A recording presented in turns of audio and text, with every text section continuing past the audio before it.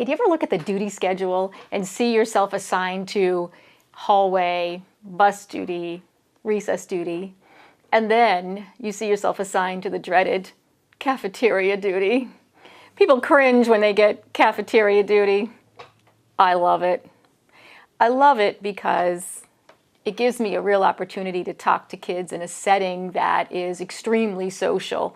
You know, we're always talking about kids have no social skills or they have a lack of social skills. Not all kids, but you know, many kids have a difficult time in a social setting like the cafeteria. It's loud. And you know what? It should be loud.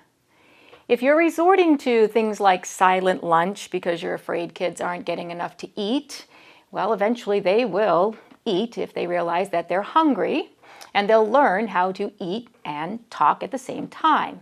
Is it going to be loud? Of course it's going to be loud. How many of us go to a restaurant and sit and concentrate on eating and never talk to one another?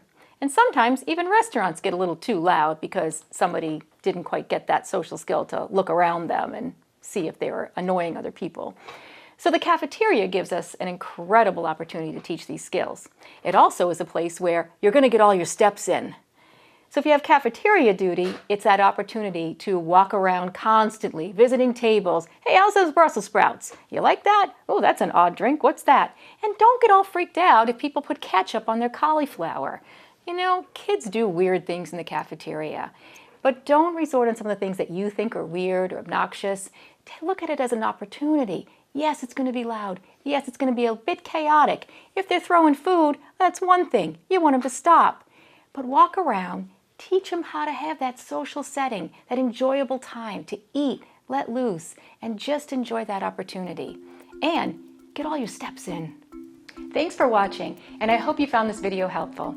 If you did, make sure to like and subscribe so you never miss another video. I speak and consult on school behavior, and I love to help districts solve some of these problems. See you next time.